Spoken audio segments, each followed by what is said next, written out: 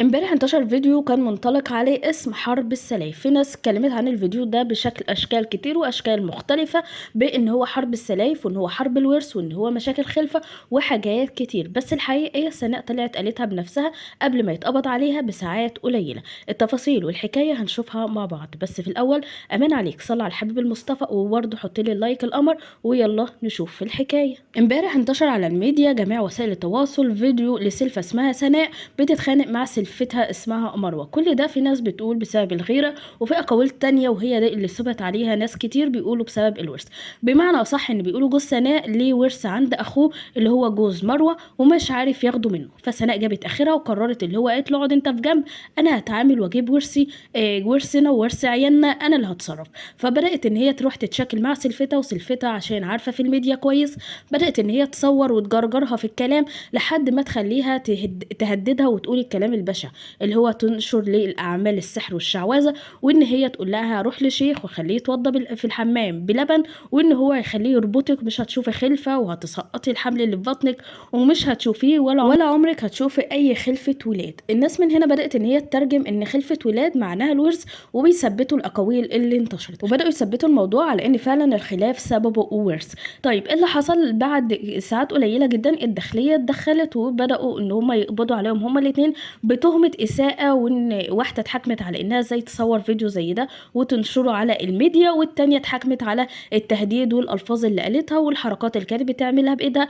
واللي أكتر من كده إن هي اتهمت بأذية سلفتها أو تهديدها فعلا بالأذية. وبعد محاولات كتير جدا الاتنين اتحبسوا. طب إيه اللي حصل بعد كده؟ إن في قبلها كان قبل ما يتقبض عليها في منتشر لسناء فيديو وهي بتبرر اللي حصل حرفيا زي ما انتم شايفين قدامكم، هي بتقول ان انا ان انتوا شفتوا الحقيقه من طرف واحد بس الحقيقه غير كده. طيب الحقيقه ايه بالظبط؟ قالت لك ان دي مرات اخويا، يعني مش سلفتها ومفيش اي خلاف على الورث. طب ايه يا بنتي اللي حصل؟ قالت لك انا بيتي جنب بيت اهلي بالظبط، وان انا كنت قاعده في بيتي مامتي اتصلت بيا وقالت لي تعالي لي حالا، فقالت لها في ايه؟ قالت لها تعالي لي حالا. فسناء لبست وما كدبتش خبر ونزلت لمامتها، لقت ان مرات اخوها قطع جلده انبوبه، قطع خرطوم انبوبه بمعنى اصح، وان هي معاها سكينه وولعه، وكانت نازله ان هي تضرب اختها اللي عندها اعاقه زي ما انتم شايفين منذ الهمم. طبعا هي ما قدرتش تشوف حاجه زي دي، فبدات تقول لها انت ازاي تضربوا اختي وانت ازاي تعملي في اختي كده، وبالذات ان هي منذ الهمم وان هي ما تستحملش حاجه زي دي. من اختي كمان اختها اسمها ساره، اختها كمان مريضه سكر.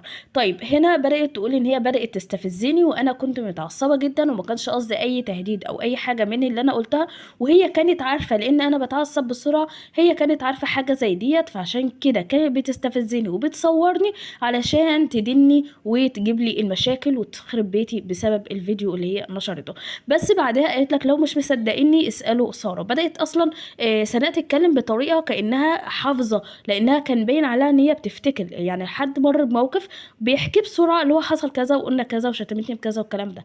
فبداوا ان هم يشككوا في كلام سناء، فقالت لكم خلاص عندكم ساره ابداوا ان انتوا اسالوها، ولو انا كذابه هيبان من كلامها. طبعا اختي عندها اعاقه محدش هيقدر يحفظها ومحدش هيقدر عليها، فانتوا جربوا واسالوها.